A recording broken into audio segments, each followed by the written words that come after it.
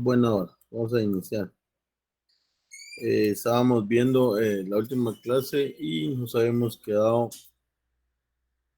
en el principio de supremacía constitucional.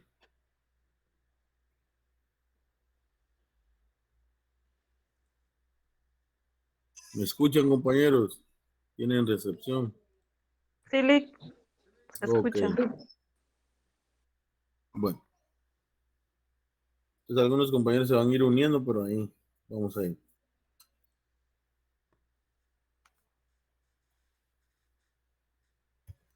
El principio de supremacía constitucional, ¿verdad? Es un principio que nos indica que no hay ninguna ley, ninguna norma, ningún reglamento que esté por encima de la Constitución y leyes constitucionales. Y si existiese una que lo contradiga, será nula ipso iure, nula de pleno derecho. El autor, el doctor Alberto Pereira Orozco, indica, ¿verdad?, que la supremacía de la Constitución tiene su origen principal en la fuente de la que proviene, entendiendo que dicha fuente es el poder constituyente. Y esto es lo que le da carácter de superioridad sobre toda otra clase de normas que no tienen esa fuente originaria dentro del ordenamiento jurídico. Dicha supremacía se inspira en principios políticos, constitucionales y sociales que son determinantes. La soberanía popular como base de la organización política de la comunidad, la primacía de la persona humana sobre las instituciones del Estado y el régimen de legalidad solamente justificado por su legitimidad.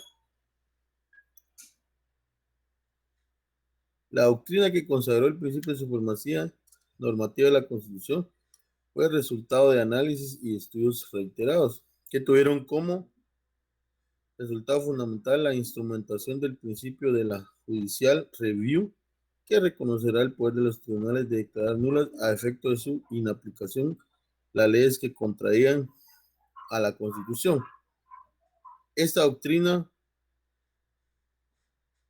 arriba a su punto culminante cuando se da la sentencia de la Corte de los Estados Unidos en el año 1803.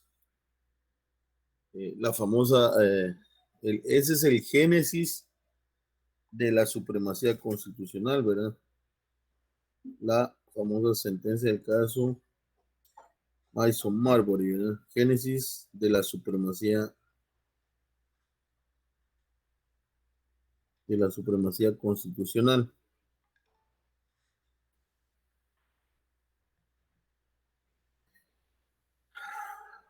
Esta doctrina arriba es su punto culminante cuando se da la sentencia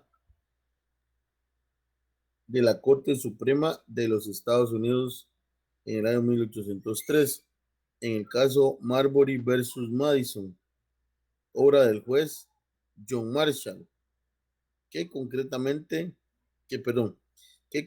definitivamente en los términos de la sentencia que the Constitution is superior to any ordinance of the legislature, que quiere decir la Constitución es superior a toda ley ordinaria de la legislatura.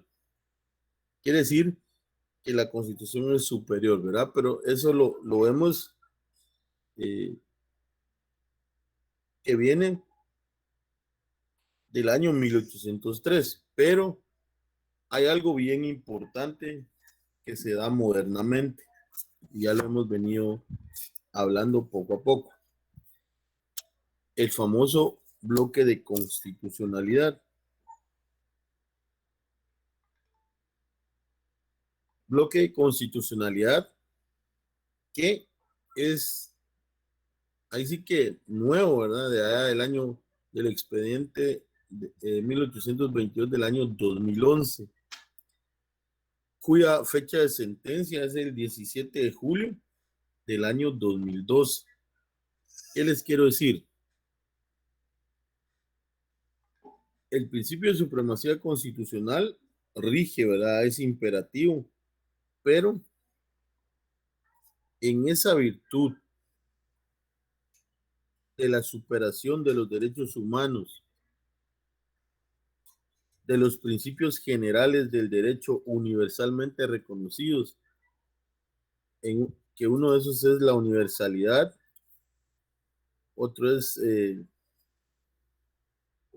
la transformación, otro es la interdependencia de esos derechos universalmente reconocidos. Quiere decir que se va superando, ¿verdad? ¿Por qué se va superando? Por el mismo desafío, la evolución de la ciencia que va superando. Quiere decir que ese principio de supremacía constitucional, si bien es cierto, indica que la Constitución está sobre las demás leyes, también ahora modernamente, que nosotros lo tomamos hasta en el año 2011, ¿verdad? En el año 2011, el bloque constitucional indica que aquellos principios, normas, teorías que no formen parte del texto, pero que sirven para defender cada uno de los preceptos, derechos de las personas. También ahí entra el principio pro persona, ¿verdad? Principio pro persona. Van a ser parte de la constitución, de las leyes constitucionales. Ahora forman un bloque de constitucionalidad. Pero miren que nosotros lo adoptamos en el año 2011, pero el bloque de constitucionalidad lo empezaron a utilizar en Francia, allá en el año más o menos 1985. Cuando nosotros estábamos adoptando la constitución, la última era del año 1985, en donde nosotros adoptamos o donde nosotros hacemos claramente mención al principio de supremacía constitucional, allá en los artículos 44 de la Constitución, 175, 203 constitucionales, 3 de la ley de amparo, 114 de la ley de amparo. Francia ya está utilizando el bloque de constitucionalidad, lo utiliza, ¿sí?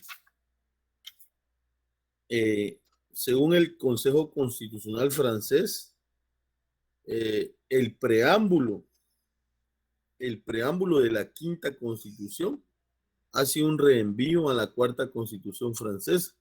Es de ahí donde ellos ya empiezan a utilizar el bloque de constitucionalidad en su constitución, no digamos en jurisprudencia como nosotros. Allá en el año 85, 25 años después, 26 años después, nosotros lo venimos a adoptar, ¿verdad? Pero igual es parte ahora de nuestro ordenamiento jurídico. Pero no quiere decir que el principio de supremacía constitucional o imperatividad constitucional no esté vigente, ¿verdad? No quiere decir que no sea vigente. Por el contrario, siempre se debe respetar. Aun y cuando antes de ese bloque de constitucionalidad también ya existían antecedentes de que si hay normas, reglamentos, incluso contratos individuales que superen lo preceptuado en la Constitución, también se va a tomar en cuenta, ¿verdad?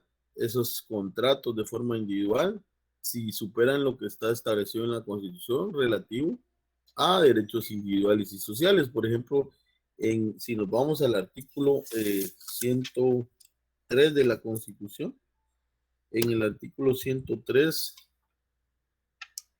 de la Constitución, vamos a ver qué nos indica el artículo 103. Vamos a encontrar ahí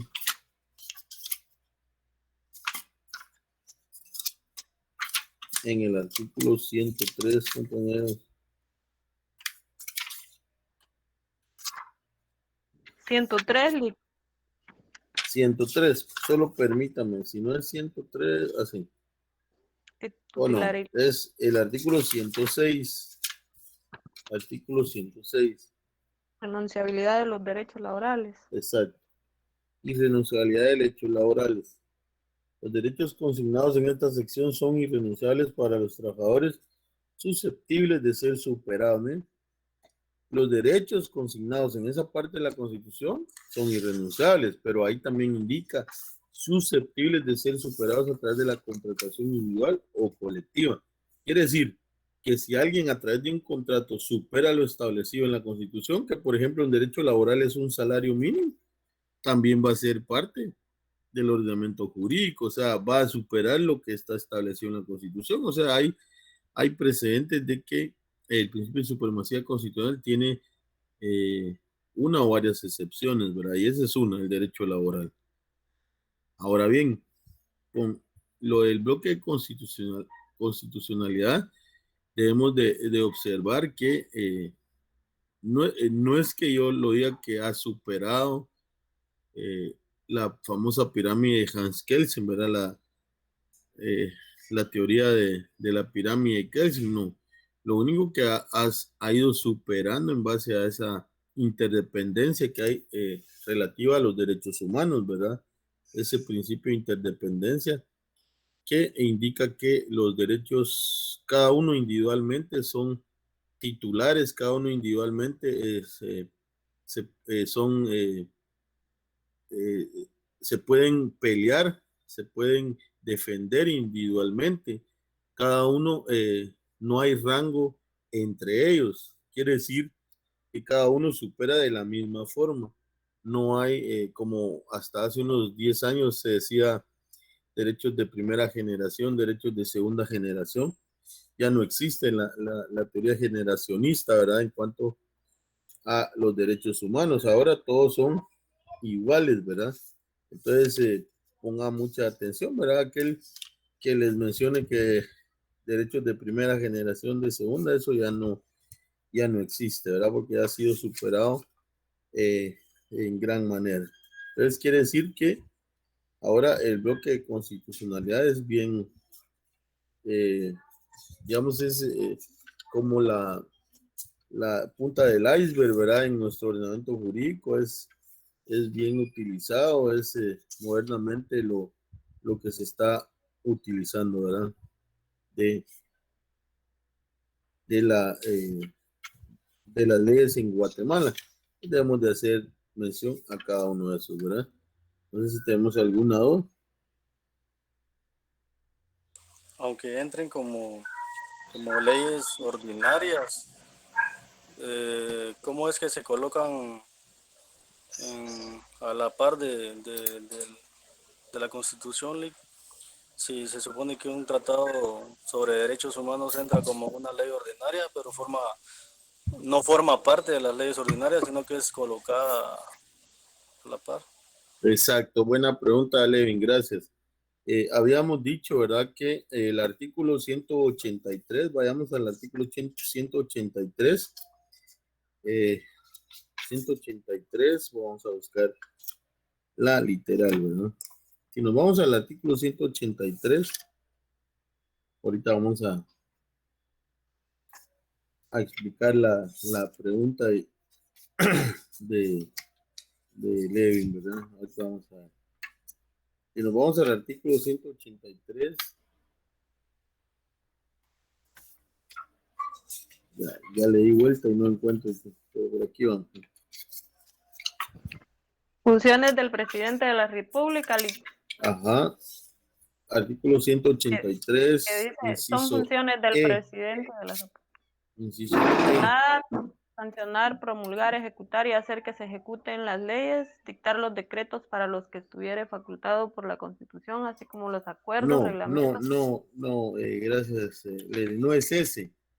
Permítame, vamos a buscar el que es. Ahí no entra como cuando es integración de leyes. No, mire pues, sí es integración. Ahorita vamos a integrar todos los que les voy a decir, pero es el número, es el inciso K, 183, inciso K. Mejor de leerlo, Leslie. Vale.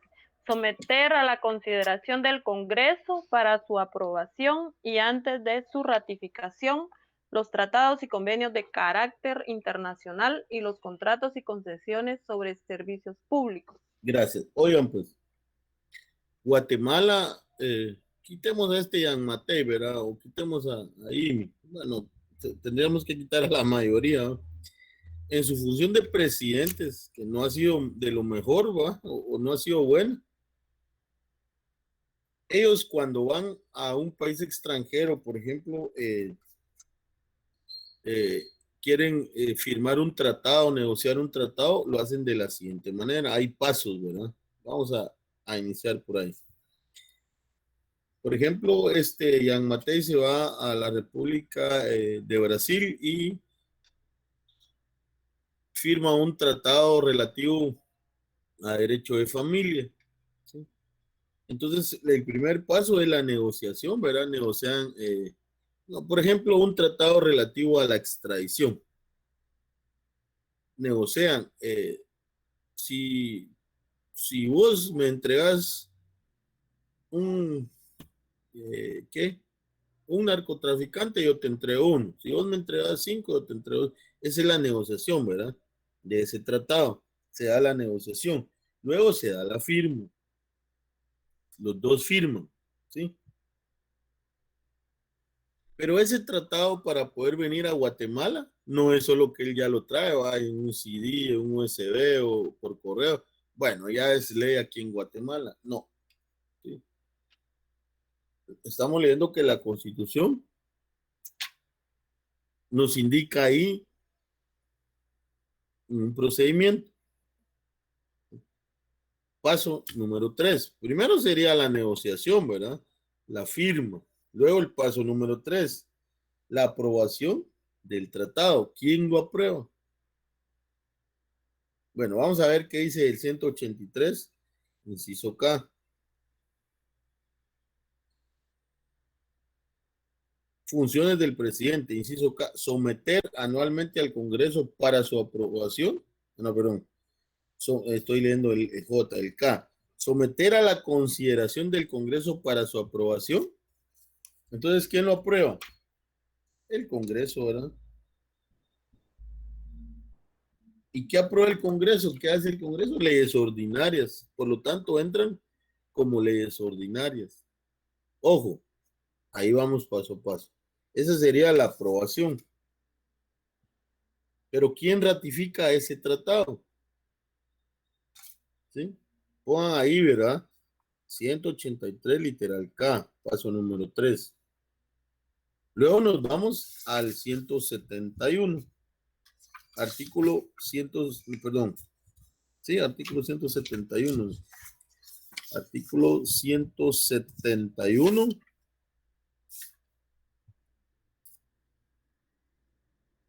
Artículo 171, literal L, me parece. Vamos a ver, vamos a ver. A ver, C, F, G, F, G, J, K, L. Ahí está. Nos vamos al artículo 171, literal L. El artículo 171 regula otras atribuciones del Congreso. Corresponde también al Congreso y nos vamos a la literal L. Aprobar antes de, oiga pues, aprobar antes de su ratificación los tratados, convenios o cualquier arreglo internacional. Ahí estamos, ¿verdad? Aprobar antes de su ratificación. ¿Estamos? Entonces, salen como leyes ordinarias, ¿verdad? Entonces quiere decir que si es un tratado relativo a derechos humanos, imagínense, la Constitución en el artículo 46 indica, ¿verdad?, que van a estar por encima de leyes de nuestro ordenamiento jurídico. Pero si al entrar entran como una norma ordinaria, quedan abajo.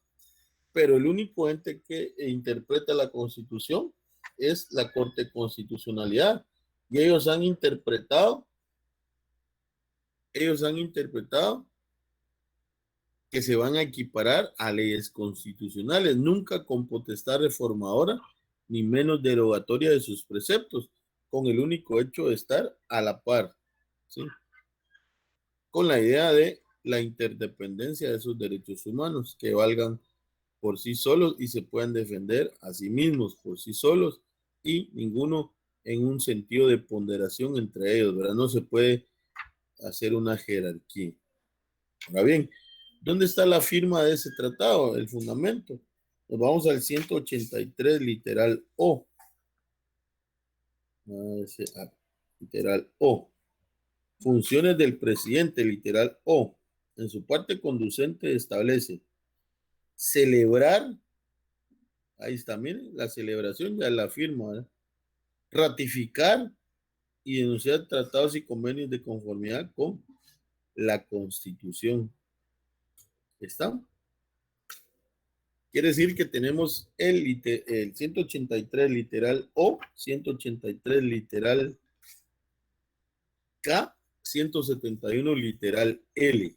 Ese es el procedimiento. Pero ahora todo esto ha sido superado, ¿verdad? Por el bloque de constitucionalidad.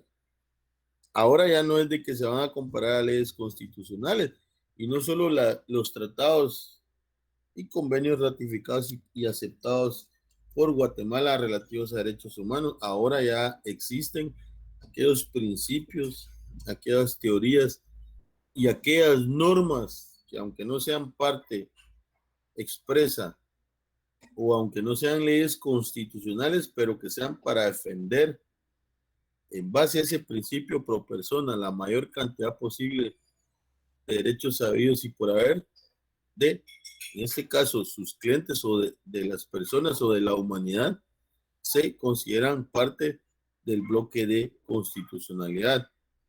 Expediente 1822-2011, de fecha de sentencia 17 de julio del año 2002, el bloque de constitucionalidad. No sé si por ahí vamos, Levin, Rogelio. Sí, Lick, eso era lo que no entendía, si esa partecita ahí, pero sí, ya ahorita que usted lo explicó, o sea, ellos cuando se trata de derechos humanos lo ponen a la par de la Constitución, pero no por No, encima, ¿no? ni por encima ni por abajo. Ajá, O sea, se a la par. equipara a leyes constitucionales. O sea, en una pirámide lo podríamos poner a la parte, a la par, Los como, convenios, sí, a ajá, la par. como Pero, una ley electoral y de partidos políticos. exacto. Pero ahora yo lo que quiero que ustedes me comprendan, ¿sí? Que ese sistema piramidal de leyes que supuestamente tenemos está dejando de existir. No, no quiere decir que ya se vaya a anular, ¿verdad? Sí, pero yo quiero que lo entiendan como un globo, ¿verdad? Como algo integral. Si una ley constitucional está por encima, pero hay un contrato individual que supera lo que está aquí, ese es parte del bloque de constitucionalidad, ya no hay jerarquía, ¿verdad? Porque tampoco podemos ponerlo por encima de las leyes constitucionales. O sea, se ha ido superando en buena parte, ¿verdad? En buena parte. ¿Sí? A eso me Sí, refiero. sí, sí, porque también han habido tratados sobre que regulan lo de los trabajos, ¿vale? Convenios y Exacto. tratados internacionales que regulan, ¿qué le podría decir? El Concerniente al salario. trabajo, ajá. Hablemos, por ejemplo, del salario. El artículo 88 del Código de Trabajo regula salarios, toda remuneración que el patrono debe pagarle al trabajador a cambio de una prestación de servicios personales. Ahí se quedó. Artículo 88 del Código de Trabajo. Pero el convenio 95 de la OIT, Organización Internacional del Trabajo, regula lo siguiente en su artículo 3. Salario no solo es eso, ¿verdad? Salario es, por ejemplo, es toda actividad que pueda remunerarse, cualquiera que sea su denominación. Ojo, a muchas veces muchas veces indican, por ejemplo, es que solo es un incentivo que te damos, no es un salario. Yo estuve en algún lugar, ¿verdad? Incluso es un lugar de asistencia social donde le decían a los trabajadores, solo es un incentivo que le damos, no es salario, es una explotación laboral en todo caso. Entonces yo les dije, no, esto no es así, ¿verdad? Esto es una explotación y al final van a tener que pagar reajuste salarial, indemnización, prestaciones. Entonces, ese convenio 95 supera, ¿verdad?, lo que está establecido en el Código de Trabajo y en la Constitución. Es parte de nuestro ordenamiento jurídico, ¿verdad? Entonces, el tema de la supremacía constitucional hay que entenderla, ¿verdad? Que no hay ley superior a la Constitución, pero también hay que entender que existe el principio, perdón, existe el bloque de constitucionalidad que indica que hay principios, normas jurídicas que, aunque no sean parte formal del texto constitucional, forman un bloque para defender y darle el mayor alcance a, eh, a los derechos, ¿verdad? Para que puedan defender la mayor cantidad de las personas, ¿verdad? Permítanme, joven. Solo permítanme 2 segundos.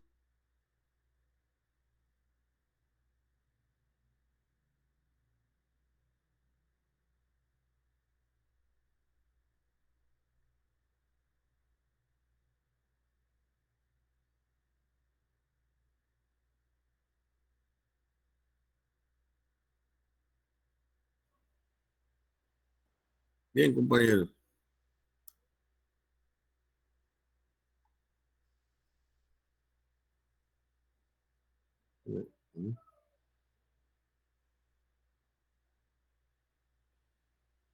Vamos a continuar. No sé si por ahí estamos. Entonces, Gracias. derivado de lo que miramos, también ya vimos el proceso de aprobación de un tratado, ¿verdad? Entonces también entra en el examen el proceso de aprobación de un tratado, ¿verdad? Primero la negociación, la firma, eh, la aprobación y la ratificación con su respectivo fundamento legal.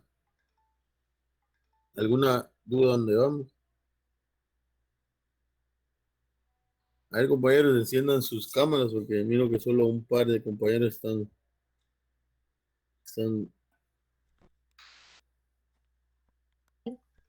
Ay, Lico, ahorita estamos en las peores fachas del mundo.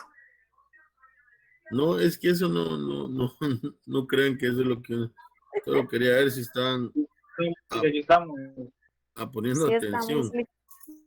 Ok. Bueno, gracias. Me pueden apagar las compañeras.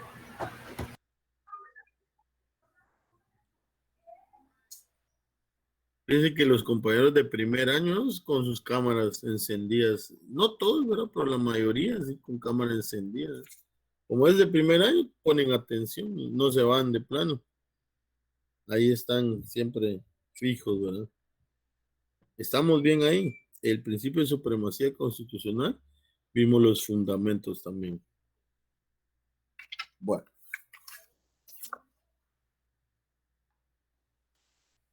Luego arribamos a la estructura de la Constitución.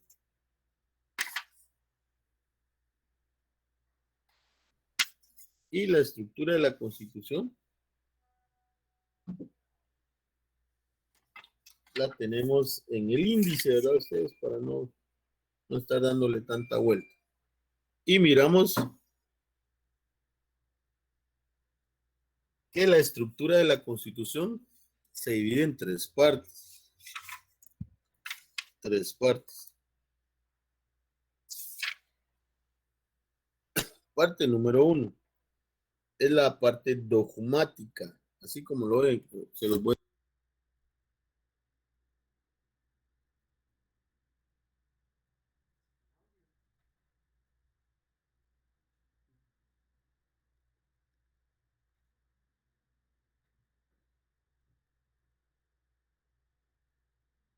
Lick, no se oye. Tiene apagado su micrófono, Lick.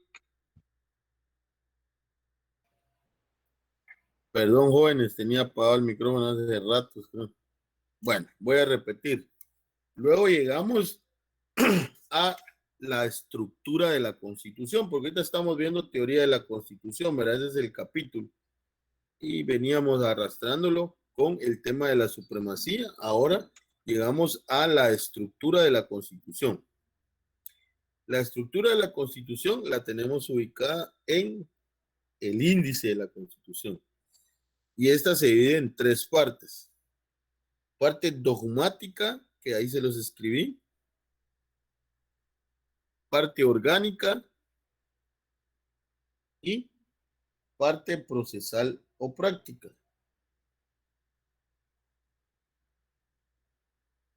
La parte dogmática la tenemos del artículo número 1 al artículo número 139.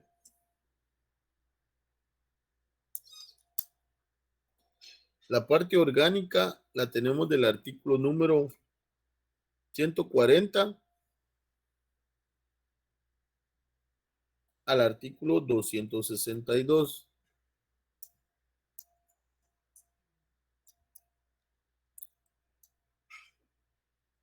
Y la parte práctica del artículo 263 al artículo 281. ¿Qué estudia o qué contiene la primera parte? La parte dogmática.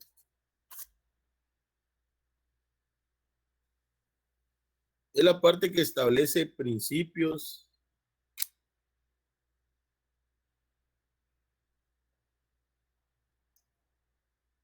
y fundamentalmente los derechos humanos, tanto individuales como sociales.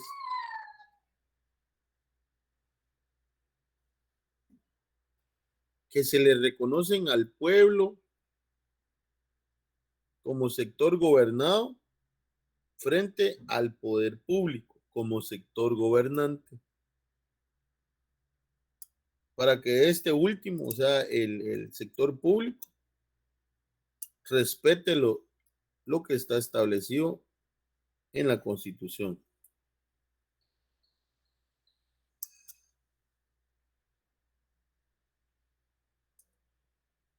La parte dogmática reconoce y otorga derechos a los individuos de un Estado.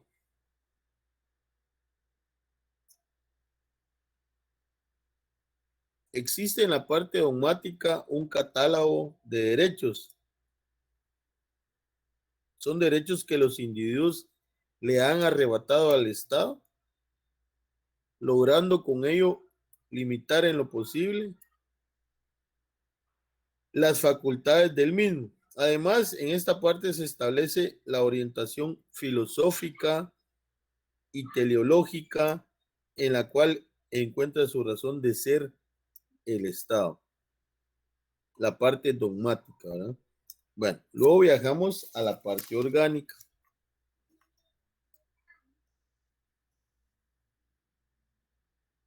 Es la parte que establece cómo se organiza Guatemala, la forma de organización del poder, es decir, las estructuras jurídico-políticas del Estado y las limitaciones del poder público frente a la persona, o sea, frente al pueblo.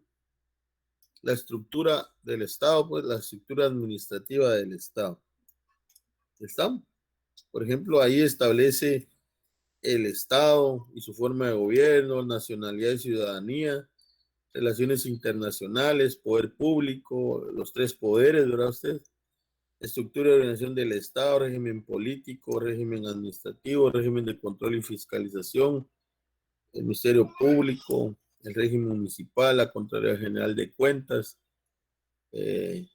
Procurador de los Derechos Humanos, etc. Bueno, y luego llegamos a la parte práctica. Esta parte establece las garantías o los procesos relativos a la justicia constitucional y los mecanismos para hacer valer los derechos establecidos en la Constitución y para defender el orden constitucional. O sea, en la primera parte, en la parte dogmática, vemos que están los derechos. Yo tengo derecho a defensa, pero viene un juez y me lo violenta. ¿Y qué? A mí me vale tu derecho de defensa, le dice el juez en una resolución aún. ¿Qué hago entonces? Ya no puedo hacer nada. No, bien puedo defender ese derecho de defensa, que bueno, lo defiende una garantía constitucional, ¿verdad? Ya vimos que hay tres: la acción de amparo, la acción de exhibición personal y las acciones de inconstitucionalidad de ley. Alguna de ellas va a defender algún derecho que me estén violentando, amenazando o restringiendo. Hay algo importante aquí hay que hacer mención. La inclusión de esta tercera parte, o sea, la tercera parte, fue realizada por el licenciado de León Carpio, aunque no es compartida por algunos constitucionalistas, ¿verdad?, guatemaltecos, nos parece acertada, ya que facilita los medios para hacer efectivo el catálogo de derechos establecidos en la parte dogmática y el respeto a la organización del Estado establecida en la parte orgánica. En suma, brinda los medios para la defensa del orden constitucional y establece la manera en que se pueden realizar reformas a la Constitución. Ahí tenemos en esa parte, ¿verdad?, la adquisición personal, la inconstitucionalidad, la Corte de Constitucionalidad y la ley de amparo. Y también las reformas a la Constitución. ¿Estamos bien ahí? ¿Alguna pregunta, compañeros, con este temita? ¿Cuál es la estructura de la Constitución? Parte dogmática, parte orgánica y parte práctica o procesal.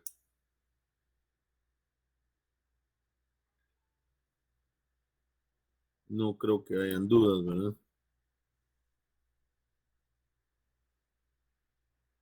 No creo que hayan dudas aquí. Bueno, luego llegamos a el siguiente tema: clasificación de las constituciones.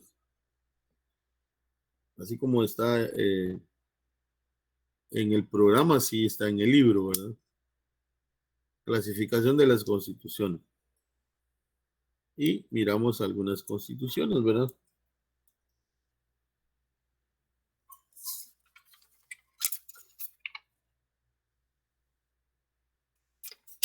Miramos que el autor indica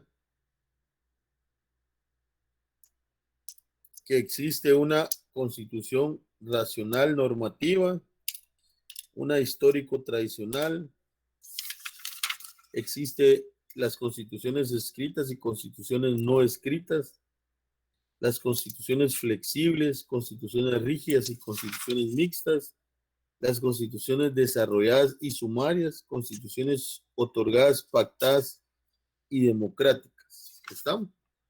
Veamos cada una de ellas así rápido.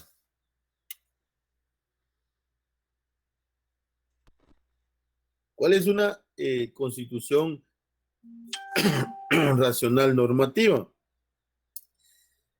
Establece o indica el autor que concibe a la Constitución como un complejo normativo establecido de una sola vez y en el que de una manera total, exhaustiva y sistemática se establecen las funciones fundamentales del Estado y se regulan los órganos, el ámbito de sus competencias y las relaciones entre ellos. Es un concepto racional de constitución que tiende a identificarla como una ideología, con una ideología determinada, de modo que el país cuya ley fundamental no se amolde a dichos principios carece de constitución, ¿sí? Ahí entraría, por ejemplo, la constitución racional normativa. Podría entrar la Constitución de los Estados Unidos de América, ¿verdad?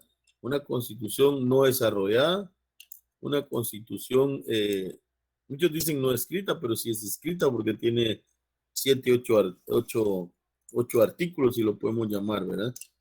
Bueno, una constitución histórico tradicional constituye una reacción contra el concepto racional y es la afirmación de la idea conservadora frente al liberalismo. La constitución es el resultado de una lenta transformación histórica, hablemos de el país de Francia, ¿verdad? Sí, esa es es una constitución que se ha realizado a través de hechos históricos, ¿verdad? A través de hechos fundamentales. Bueno, les mencionaba, ¿verdad? El bloque de constitucionalidad en el año 1985, ellos ya lo utilizan. ¿Por qué lo utilizan? Porque en derechos humanos ellos han estado evolucionando más rápido. El sistema europeo era el sistema latino, que ese es un sistema latino, ¿verdad? En Francia ha evolucionado, pero en Europa de una forma más rápida que en nuestro continente, ¿verdad? Luego tenemos, ¿sí?, una constitución sociológica. Es la concepción de la realidad, es constitución lo que está vigente en un país sin consideración a su ideología. La constitución es el resultado de las condiciones sociales, jurídicas, históricas en un país determinado, ¿verdad? Aquí más o menos yo le vengo aportando o le vengo, perdón, la vengo relacionando con la Constitución de Guatemala. Ustedes sabrán cómo es, ¿verdad? Pero yo más o menos la relaciono a la Constitución de Guatemala, porque, por ejemplo, la Constitución de Guatemala es jurídica, es política, es sociológica y es axiológica, ¿verdad? Entonces, esa es parte de una constitución sociológica, porque se estudia la Constitución de Guatemala en su dimensión, ¿verdad? La dimensión, la perspectiva integral es jurídica, política, sociológica y axiológica. ¿Por qué decimos que es sociológica, verdad? Porque estudia, ahí sí que las raíces de una sociedad. Entonces, bueno, es grande el tema, ¿verdad? Pero el inicio, el génesis de una sociedad, en este caso de un Estado, ¿verdad? Un Estado. ¿Y por qué decimos que también es sociológica, verdad? Porque parte de muchos principios. Por ejemplo, el principio religioso, el principio económico, el principio penal garantista. O sea, le da mucho énfasis al sistema garantista, ¿verdad? En la sociedad. En ese tiempo, allá por el año 85, protegía mucho al delincuente, ¿verdad? Parte de la sociedad, parte de ese acervo cultural, parte de ese acervo sociológico, ¿verdad? Lo establece en la Constitución. ¿Estamos? ¿Alguna pregunta? Y luego vemos que existen las constituciones escritas y constituciones no escritas. Indica aquí el autor, son constituciones escritas las que contienen una serie de normas precisas, legisladas, solemnemente promulgadas, a las cuales debe ajustarse la conducta del Estado. Estas constituciones se proponen estatuir un documento en un documento todas las instituciones y principios de convivencia social. Constituciones no escritas, dispersas o consuetudinarias. En cambio, son las que carecen de un texto concreto y están integradas principalmente por varias leyes, costumbres, usos, hábitos y prácticas en contrario.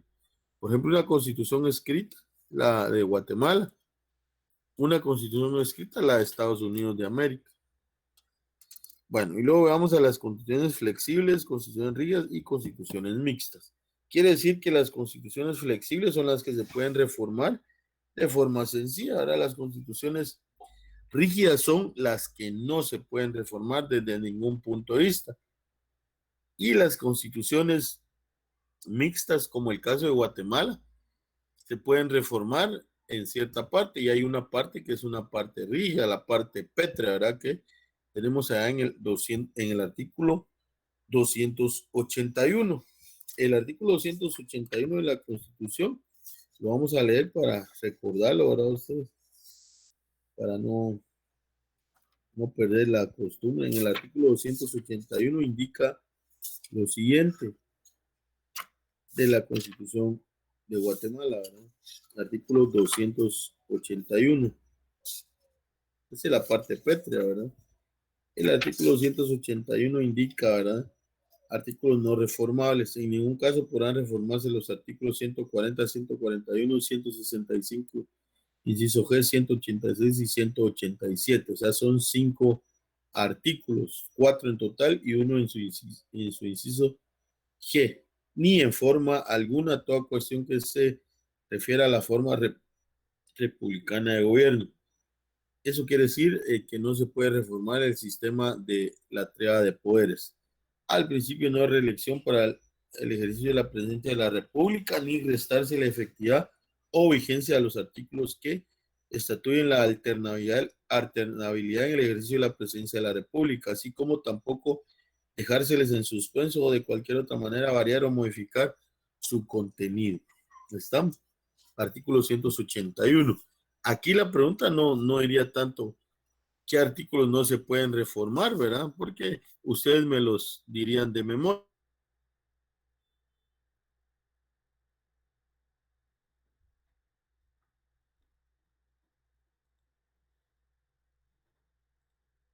Pregunta, ¿sí?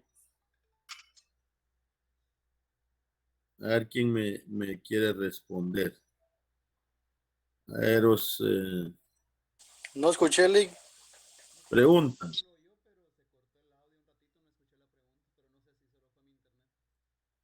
No he hecho la pregunta. A ver, ¿se puede reformar el artículo 281 de la Constitución? No, Lick. Es un artículo pétreo, Lick.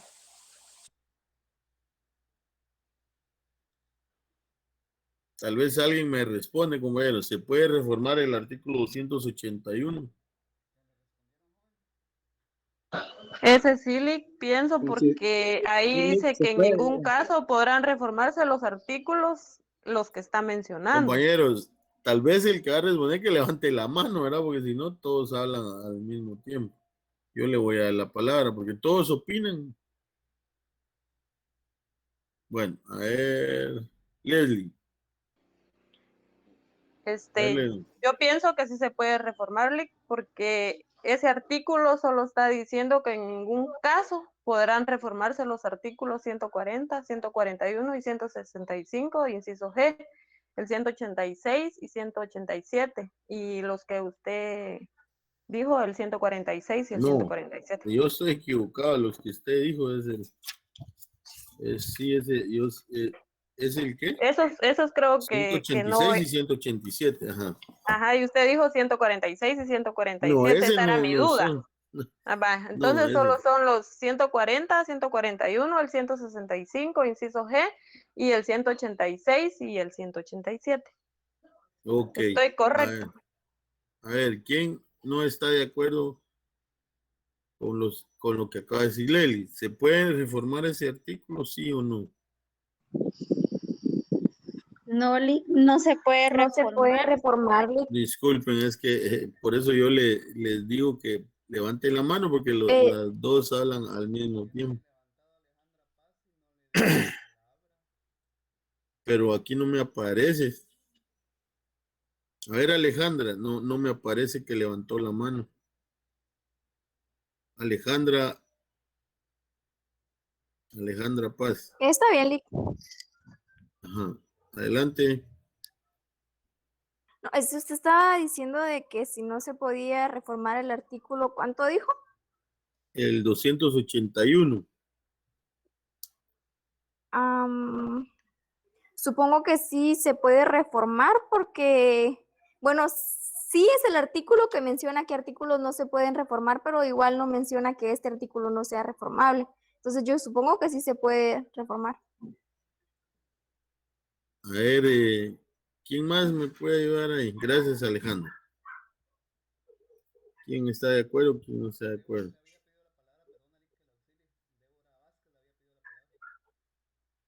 No me aparece ahí, pero dale, pues.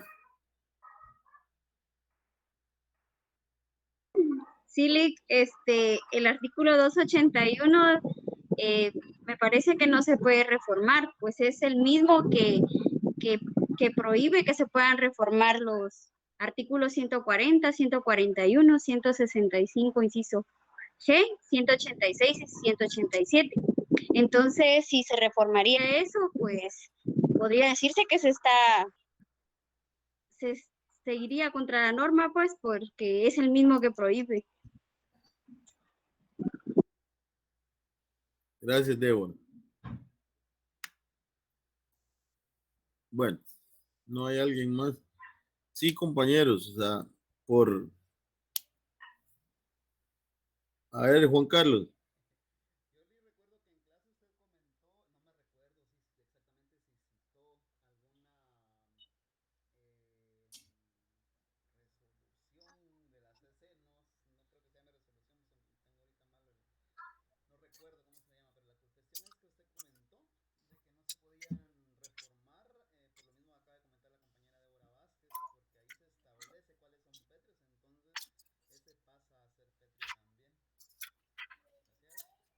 Ahí vamos, ¿verdad? O sea, lo único que Débora mencionó un artículo que yo no lo estoy buscando y no lo logro encontrar, ¿va ustedes? Artículo 281, pues no lo logro encontrar. 281, tal vez quiso mencionar el 281, ¿verdad? Sí, eso fue. Bueno, ahí está. Mire, pues. Y ahorita vamos a llegar a los sistemas de interpretación constitucional. Espero que lleguemos el día de hoy. Si no, en la siguiente clase. Hay principios para poder interpretar la Constitución, ¿verdad? Y uno de esos nos indica, ¿verdad? Sí. Que la Constitución no se puede contradecir a sí misma, se debe interpretar de forma integral. Obviamente, si se indica que no se pueden reformar aquellos artículos, por lógica no se puede reformar ese mismo artículo, si no pierde la parte de rigidez, ¿verdad? La parte pétrea de la Constitución, ¿sí? Vamos a ver qué si una compañera ahí habla de punibles, vamos a ver qué. Primero tendría que promoverse una reforma al artículo 281, lo cual no es punible. Punible es una pena, no sé qué, para eliminar el carácter pétreo de los otros artículos, lo cual no es posible, tal vez que eso fuese.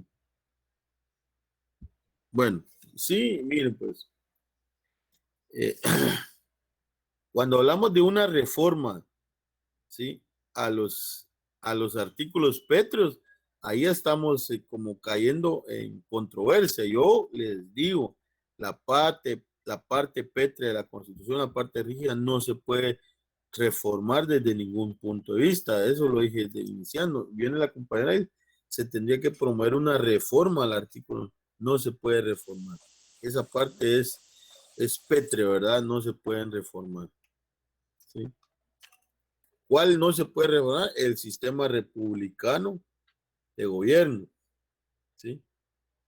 Y la reelección y la alternabilidad, más lo que indica el artículo 165, inciso G, ¿verdad? El artículo 165, inciso G de la Constitución es pétreo, ¿verdad? Desconocer al presidente de la República, sí, habiendo vencido su periodo constitucional, continúa ejerciendo el cargo. En tal caso, el ejército pasa automáticamente a depender del Congreso. O sea, esos 5 preceptos no se pueden reformar desde ningún punto de vista. ¿Estamos? Quiero que quede claro, ¿verdad? Porque después no va a decir, no lo explicó, ¿verdad? Eso no se puede reformar. La misma Constitución, la rigidez constitucional. Por eso, si regresamos al artículo 181, ¿sí? Compañera que dijo que hay que hacer una reforma, ¿verdad? Oye, ¿qué dice el epígrafe? Artículo 181. Artículos no reformables. O sea, esos no se pueden reformar desde ningún punto de vista. ¿sí? Ahí lo indica, no reformable.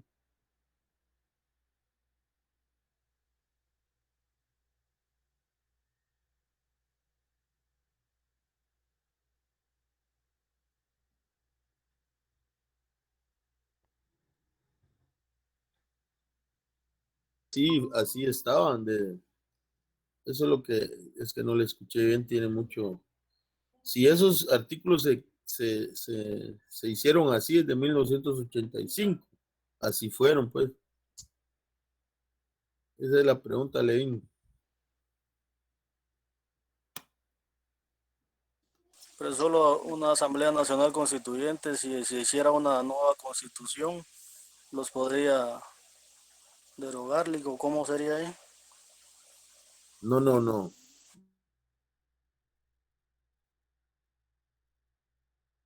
No reformables, ¿sí? No es reformable. ¿Sí? Si viene una nueva constitución, tiene que integrarle esa parte de la rigidez. Obviamente, si, por ejemplo, Guatemala cayera en un gobierno de anarquía, va a cambiar diversas formas de ley, ¿verdad? Pero en el momento no, ¿sí? Si, si, por ejemplo, hubiera una reforma a la Constitución, esa parte no se puede reformar. ¿Estamos? Sí,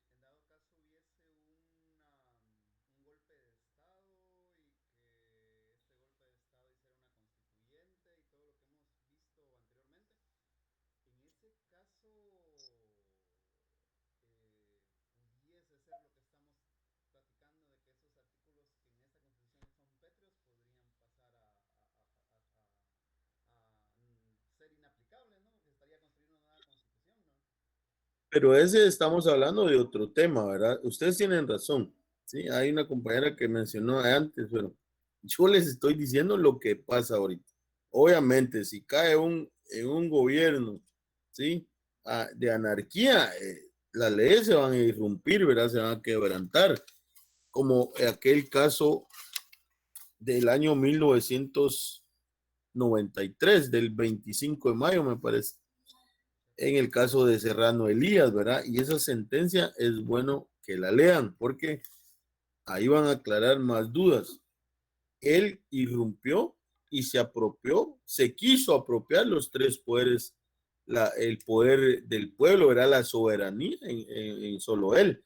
Pero ahí fue donde entró la Corte de Constitucionalidad a defender, ¿sí? Esa constitución, esa supremacía constitucional.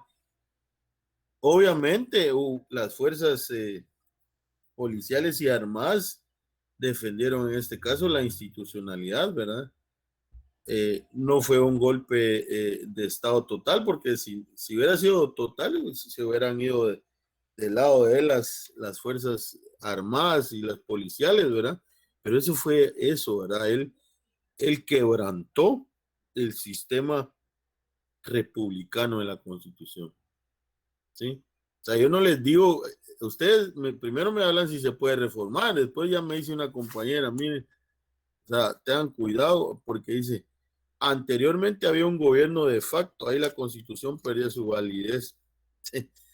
Ustedes me preguntan una cosa y después dicen, o sea, yo lo que les digo es que no. Obviamente en gobiernos de facto, por supuesto, ellos se apropian de los poderes, el sistema republicano deja de existir, pero eso no es constitucional.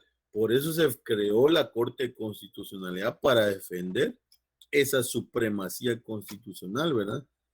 Sí, ahora ese bloque de constitucionalidad, pero eso no es una reforma, es en todo caso es ¿cómo se llama? Un golpe de Estado, ¿verdad? O que viniera otra tipo de revolución, no sé, pero esa parte Petra no se puede reformar. Ahí está claro, yo no lo estoy inventando. Artículos no reformables. ¿Sí? O sea, obviamente yo sé que antes, incluso yo mismo les he mencionado, ¿ah? El Código Civil y el Código Procesal Civil fueron creados en un gobierno de facto, de un coronel Enrique Peralta Zurdi. Entonces, La misma Constitución reconoce esos decretos ley en el artículo 16 de las disposiciones transitorias y finales, ¿verdad? Me parece que es el 16, ¿sí? Pero no es de que sean reformables, eso quiero que les quede claro, ¿sí? No es de que sean reformables, es en todo caso, los dejan sin efecto por la fuerza, ¿verdad? Así Artículo, como el artículo de la pena de muerte, Lick, ese tiene bastante tela que cortar, diría. aval porque no se llega a un acuerdo. No. Vamos a aclarar, Levin, y esto bueno que lo mencionara, ¿no? Levin tiene mucha percepción de la coyuntura nacional, tiene mucha información, pero la vamos a aclarar ahorita, eso de la pena de muerte, Levin. Vamos a aclarar más o menos lo siguiente, ¿sí? Para que ustedes, con eso vamos a ir finalizando, ¿verdad? Pregunto, ¿sí? Permítanme.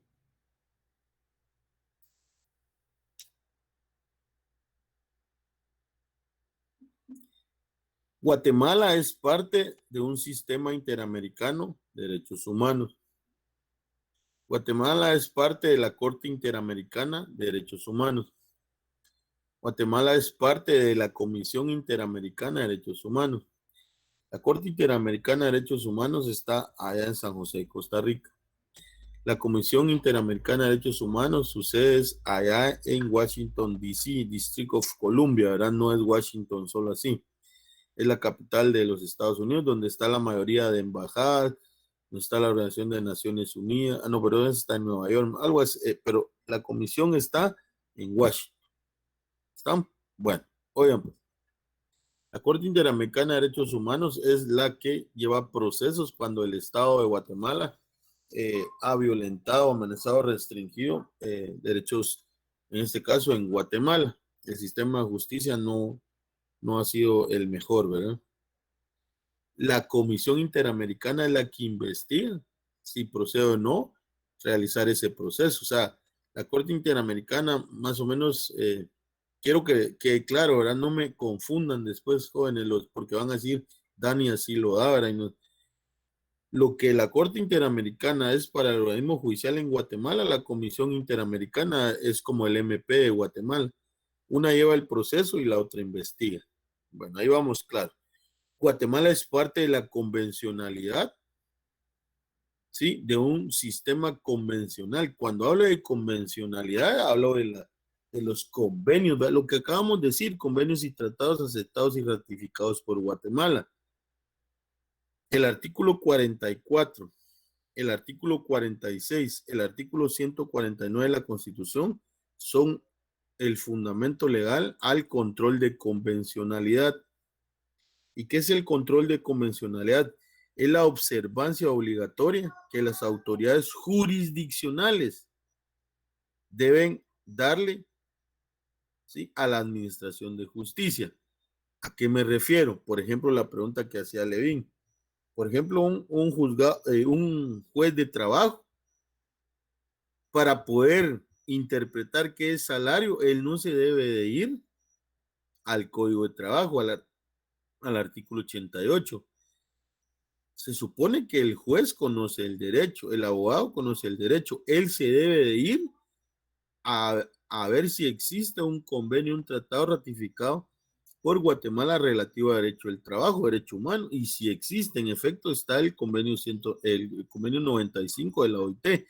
¿Qué les quiero decir? Que Guatemala es parte de esa convencionalidad y por lo tanto tiene la obligación de controlar el uso de los convenios. ¿Por qué?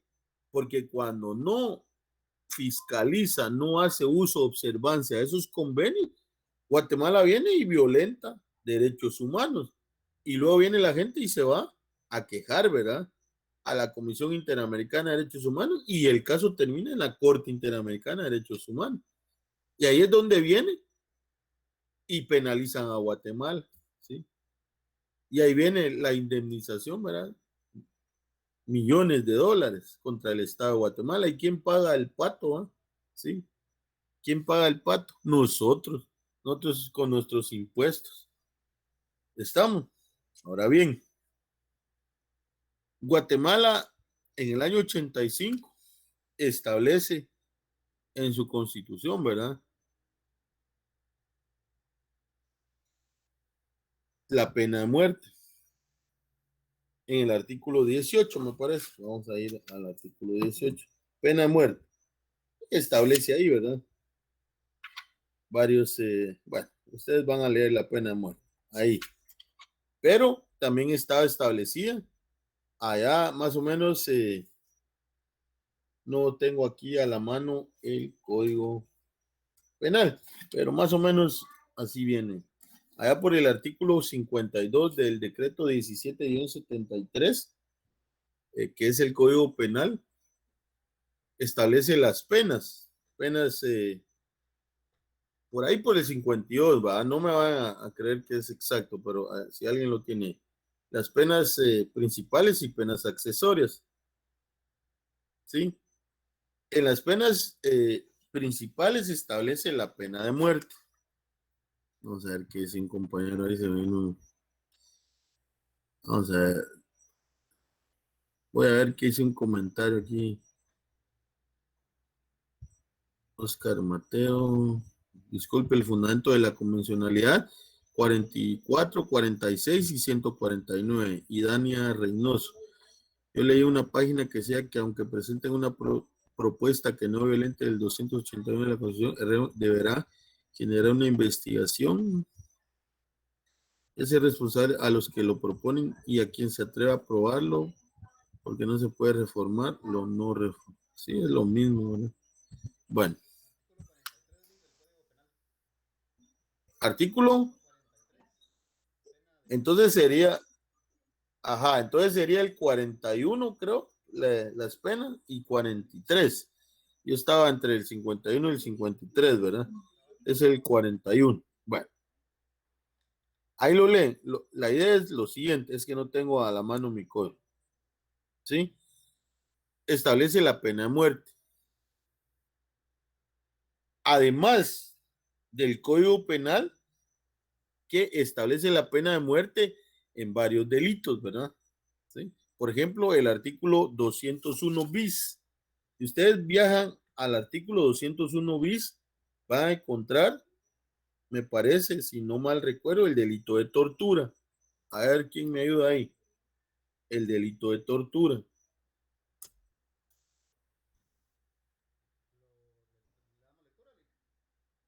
Por favor, por favor.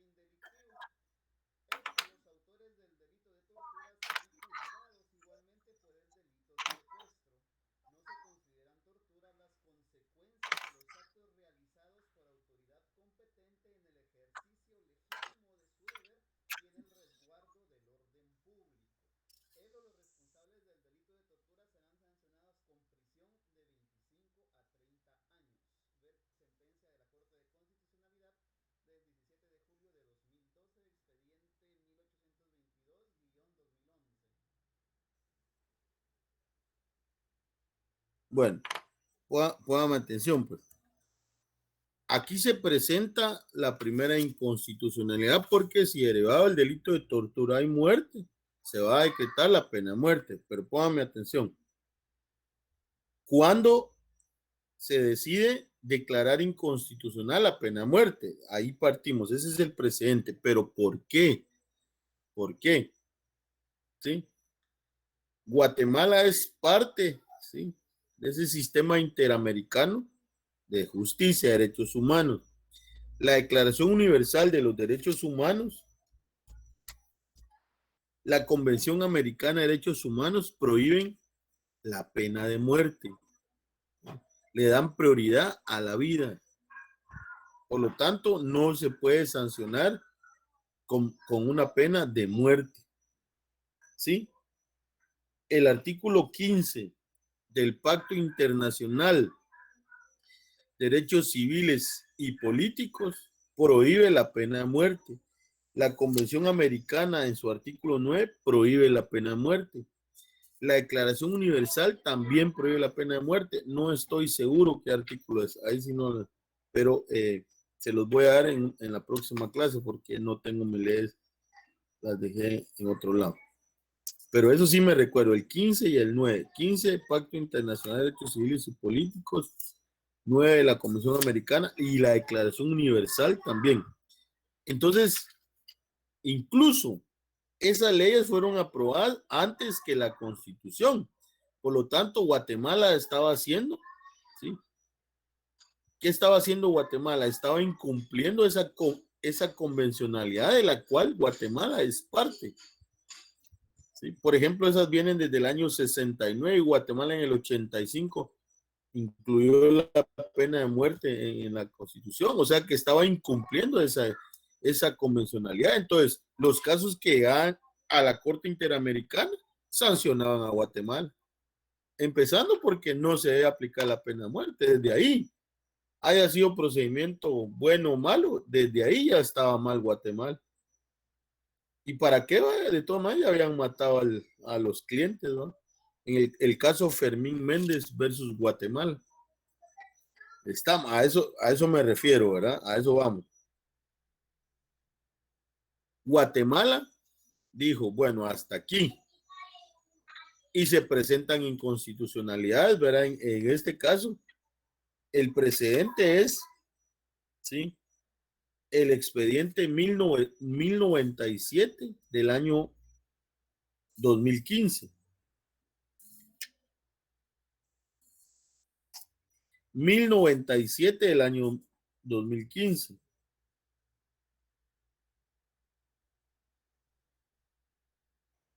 Ese es el precedente. Y luego ya viene otra inconstitucionalidad, pero esa es la inconstitucionalidad de la pena de muerte en el delito de asesinato. Y luego ya viene la otra inconstitucionalidad por los demás delitos que tienen como pena principal la pena de muerte. Ese es el expediente 5986-2016. Expediente 5986-2016. Esta es la inconstitucionalidad de pena de muerte en varios delitos. Por ejemplo, me recuerdo que es parricidio, magnicidio, violación, así me recuerdo. Bueno. Y también lo que está establecido, si alguien me ayuda ahí, si tiene la ley contra la narcoactividad, lo que está establecido en el artículo 62 de la ley contra la narcoactividad, que se llama, ¿sí?, delitos por el resultado, me recuerdo. Expediente 5000, ¿qué dijo Lick del 2016? Disculpe. 5986. 5980. 2016. Si alguien tiene la ley contra la narcoactividad o que la busque ahí en internet, me parece que es el artículo 62 o el artículo 58. Uno de esos dos. Se llama delitos por el resultado.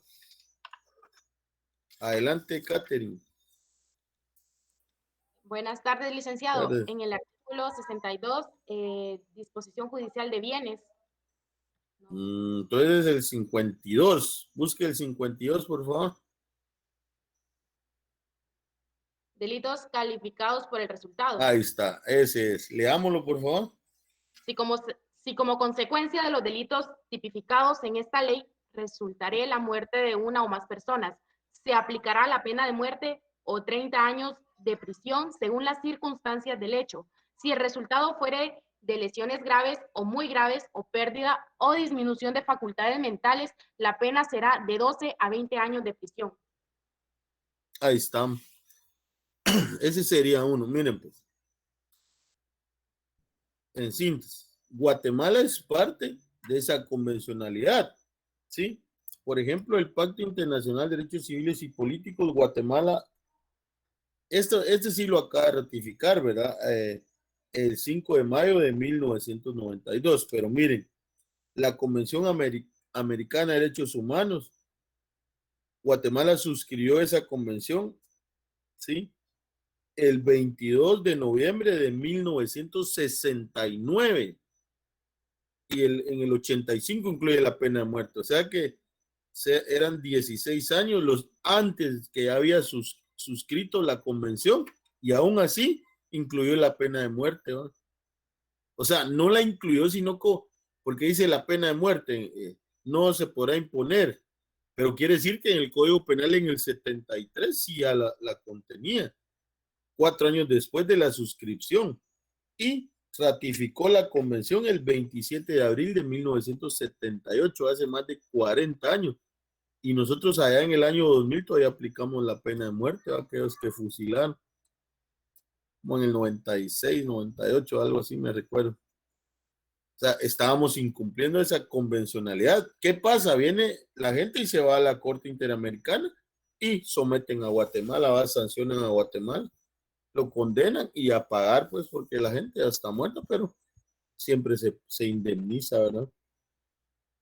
Es decir, o cuando ya tienen como pena principal la pena de muerte, vienen y la gente se va a la Corte Interamericana y muchas veces declaran el envío a donde, hasta la parte procesal donde se violentó, amenazó, restringió los derechos de las personas.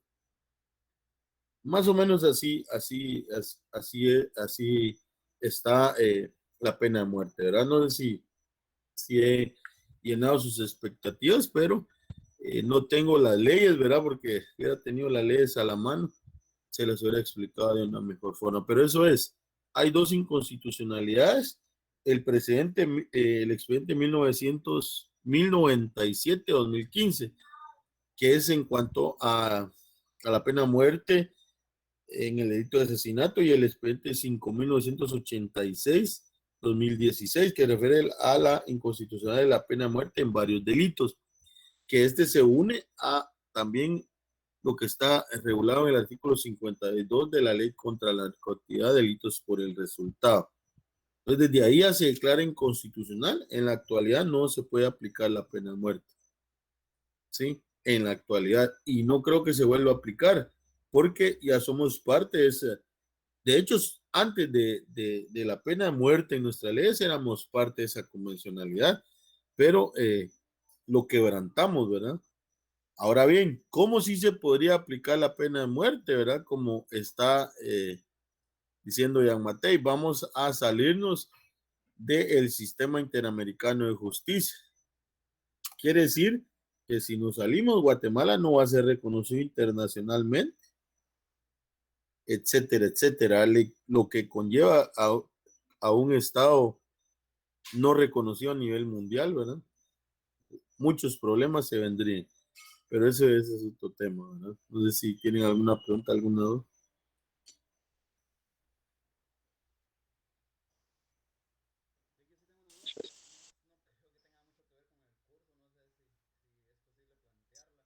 Adelante.